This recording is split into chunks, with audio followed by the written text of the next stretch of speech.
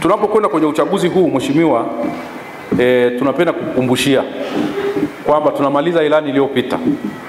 Tunakwenda kwenye ilani, kwenye uchaguzi, na ilani zinaandaliwa mpya. Na wewe ulikuja wakati tunazindua ilani yetu ya NGO kule Arusha, CSO, ulikuja kuwakilisha CCM pamoja na vyama vingine. Kwa hiyo tunaamini sasa zile ahadi ulizotupa ndio tunakuja kuzikumbushia leo, kwamba wakati tunaendelea mwishoni, basi zile ahadi ulisema kwamba asilimia zaidi ya 50 yaliyopo kwenye ilani ya sasa kiraia zitaingizwa kwenye ilani ya chama. Nadhani ni muda mwafaka. Tunaamini mchakato unaendelea kutoka tunazindua ilani yetu.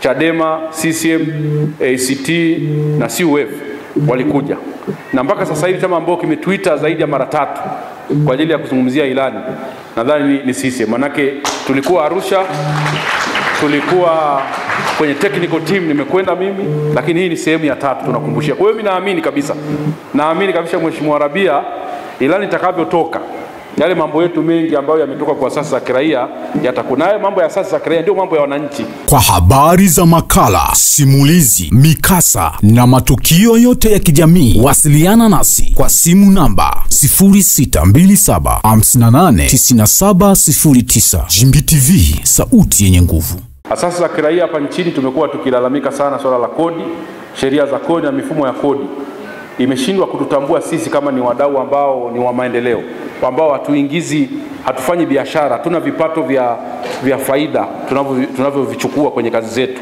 Badala yake tunaomba hela kwa wahisani. Hata wewe unaweza kuwa muhisani ukatoa hela kwa NGO ikafanya kazi ya jamii. Kazi za hawa wote unaoona hapa ni kazi ya kuhudumia jamii, lakini sheria za kodi zinatuweka wote pamoja na makampuni. Tunashukuru kwamba serikali kupitia TRA tumeshakutana mara kadhaa, na juzi tulikuwa na mkurugenzi mkuu wa TRA, tumekutana pia na ile kamati ya rais ya masuala ya kodi. Kwa hiyo tunapenda kukumbushia pia, kwa sababu tunajua vyama na nyinyi mna nafasi kubwa, hasa kipindi hiki tunapokuwa budget, kwa sababu bado ni chama tawala. Kipindi cha budget hiki tunabadilisha sheria za kodi na sheria za fedha.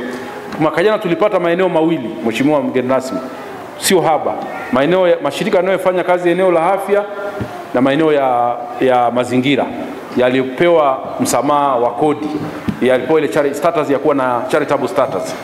Lakini tungependa mwaka huu mashirika mengine mengi yaingie mle ndani, haki za binadamu, yanayofanya masuala ya msaada wa kisheria, masuala ya watoto, wanawake, tuendelee kila mwaka kuboresha. Kwa hiyo tunaamini tukiungana wote kwa pamoja na vyama pia na chama ambao mnasimamia serikali, tunaweza tukajikuta tena mwaka huu tena kwenye sheria za kodi na fedha tunaweza tukatoka na unafuu fulani. Lakini jambo lingine ni maboresho mengine ya sheria. Niseme tu mheshimiwa, bahati mbaya tunapoona ukingoni mwa awamu hii hatujafanya maboresho makubwa ya sekta ya NGO, sekta ya CSO. Kidogo tofauti na sekta zingine kama za habari, wamegusagusa mambo mengine, sheria zingine zimegusagusa maboresho mengi.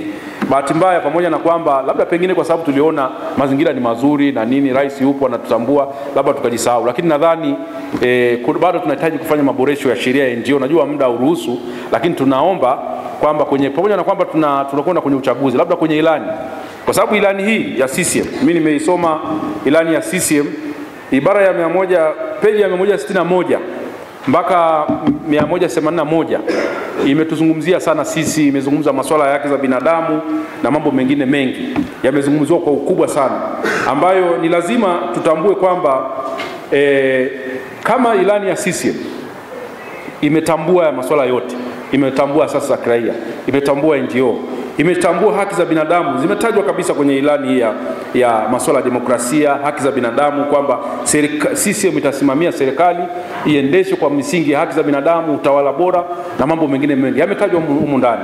Kwa hiyo ni maana yake ni nini? Ni kwamba sisi tunapaswa tu kuja kuikumbusha chama kwamba hata ilani yenu ya chama imezingatia haya yote, haki za binadamu na vitu kama hivyo.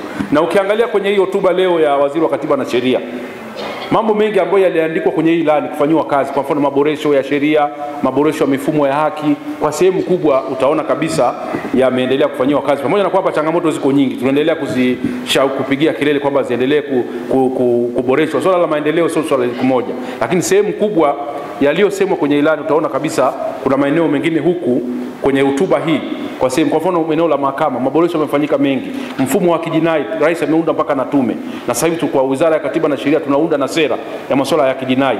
Kwa hiyo maana yake ni nini? Ni kwamba sehemu kubwa ya haya ambayo tunayafanyia kazi kama asasi za kiraia, hata vyama tunaona kabisa Chama cha Mapinduzi ambacho mko madarakani mmetambua kwenye ilani yetu. Kwa hiyo tunachosema tu ni kwamba tunakumbushia kwamba sisi ni wadau wakubwa, na tunashukuru kwamba ilani pia imetambua sisi ni wadau wakubwa kwenye maeneo ya haki za binadamu na maendeleo.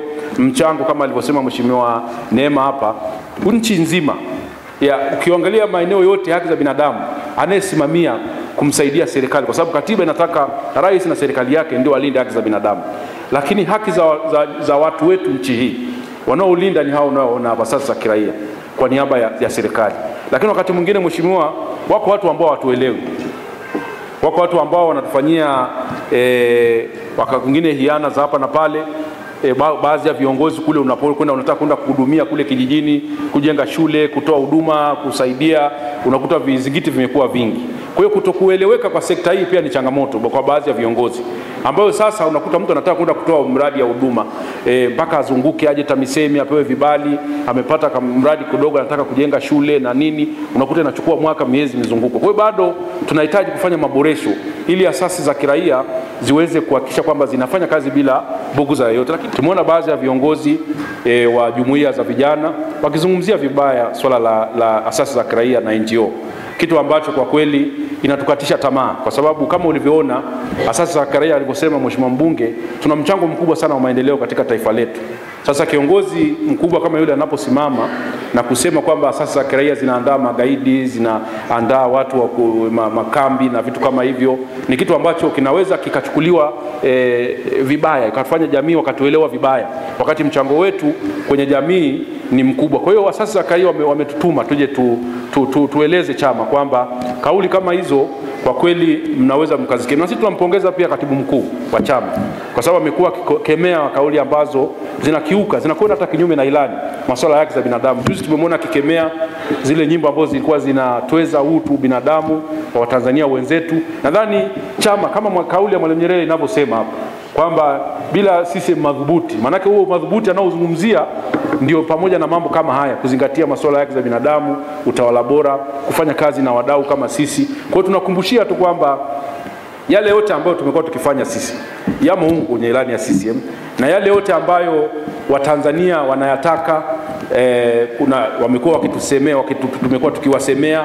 Nadhani chama kimekuwa kikijitahidi kuweka kwenye ilani. Sasa changamoto wakati mwingine inakuja, baadhi ya watendaji wanakuta hawaishi yale ambayo yapo kwenye ilani pamoja na sera zingine za kitaifa au hata sheria za nchi. Sheria zipo, sio kwamba hazipo. Sheria zipo, katiba ipo, lakini utakuta tu mkuu wa wilaya kule anaweza kaamua tu imekwenda kufanya kazi kule akampiga. Tunakwenda kwenye uchaguzi, tunaamini hizi hoja ambazo sekta wamekuwa wakizilalamikia kwa muda mrefu zitaenda kufanyiwa kazi. Lakini pia swala la kukemea mambo ambayo mnadhani haendi sawa, mnapoona ukiukwaji wa haki za binadamu, nadhani hiyo ni hulka ya wana CCM, kwamba jambo lolote ikitokea kiongozi anafanya visivyo, unamnukuu tu ilani, fungu fulani cha ilani. Ilani imesema kwamba tutazingatia utu, ubinadamu, utawala bora, misingi na nini, kwamba kwa hiyo hata serikali iliyoko madarakani inapaswa kuzingatia hiyo. Kwa hiyo tunapoandaa ilani zetu za vyama, mambo yote ambayo sisi tumeyasema kwa niaba ya Watanzania, ambayo ni mambo ya msingi, yaani mambo yote ambayo Watanzania wamekuwa wakiyasema, kwa mfano huduma za jamii, masuala ya katiba mpya, masuala ya kuboresha mifumo ya utawala bora, sisi wenyewe tuboreshewe mazingira ya kufanya kazi, maeneo ya diplomasia, kusimamia rasilimali la nchi, masuala ya rushwa, yale yote tumeyasema. Tunaamini kabisa kwamba yatazingatiwa, na tutafurahi siku mnazindua ilani tuone kwamba hoja zetu kule zimezingatiwa, na mkienda kwenye uchaguzi huko, basi atakayefanikiwa kuchukua nafasi ya uongozi, basi tunaamini atatekeleza yale ambayo yatakuwa kwenye ilani. Sisi Chama cha Mapinduzi tunatambua sana umuhimu wa asasi za kiraia. Umuhimu huu unatokana na kujua kwamba hizi ndio chachu za maendeleo. Kila NGO, CSO na civil society ambayo imejiunga kufanya kazi fulani, ukiangalia mvungu wa kazi hizo ni maendeleo ya ustawi wa nchi na jamii zetu. Kwa hiyo maendeleo ya nchi hii yanashikiliwa kwa kiasi kikubwa na hizi NGOs na asasi za kiraia. Sisi tunawashukuru sana na tunawapongeza kwa huo moyo wa uzalendo.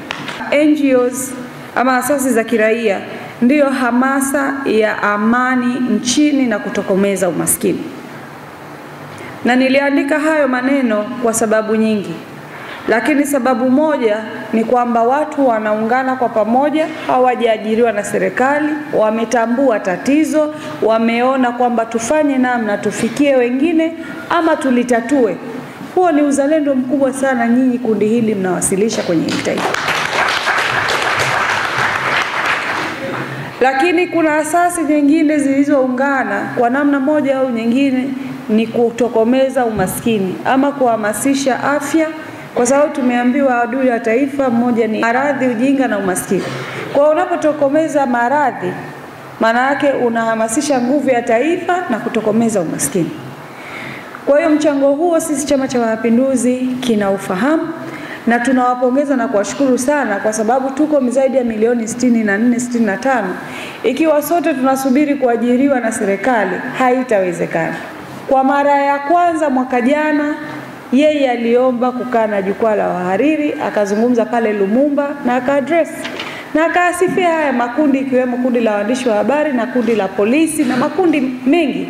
Akasema haya makundi, umoja wetu ndio unatengeneza taifa na jamii ya Tanzania. Umoja wa makundi haya ndio sisi natufanya tuzunguke Tanzania kwenda kuwaomba ridhaa yao ya kuweza kusimamia serikali, ama kwenda kuwaomba kura watuchague tuendeleze gurudumu la kusimamia taifa letu. Katika nyenzo tulizotumia kutengeneza ilani ya Chama cha Mapinduzi ni ilani ya Azaki. Wakati tunaunda document yoyote kawaida, hata tunapokuwepo shuleni, tunapofanya research, tunakusanya literature review, si ndio, marejeo na mapitio. Katika literature review tulizokusanya ili kutengeneza ilani ya CCM ya mwaka 2025-2030 ni ilani ya Azaki. Na bila shaka pengine mtaona makubwa zaidi, kwa sababu mnaweza, kuna wengine wakasema mbona hii sentence hii huku haipo hii. Hapa tumechukua content. Wanataka hiki na hiki na hiki, tumekiweka kwa mujibu wa pengine demarcation, eneo ambayo tunaenda kuinvest hiyo kitu, wakati au tunaweza tukawa na mazingatio, lakini ilani ile tunaitumia katika mchakato wetu wa kutengeneza ilani yetu ya 25 na 30. Na nimshukuru sana Mheshimiwa Umi kwa uwepo wake, unaonesha kwamba serikali nayo pia iko tayari kusikiliza ili ifanyie kazi. Kumtoa naibu waziri kuja kwenye kikao kama hichi kusikiliza ni ishara tosha kuonesha kwamba na sisi tunataka kujua. Leo hii mngeweza kuja hapa mkatukuta mimi na Mheshimiwa Neema na mdau mwingine tumemaliza. Lakini serikali kupitia ofisi ya waziri mkuu iko hapa, imesikia na naona amejaza kidaftari chake pale kuyachukua ili akayafanyie kazi.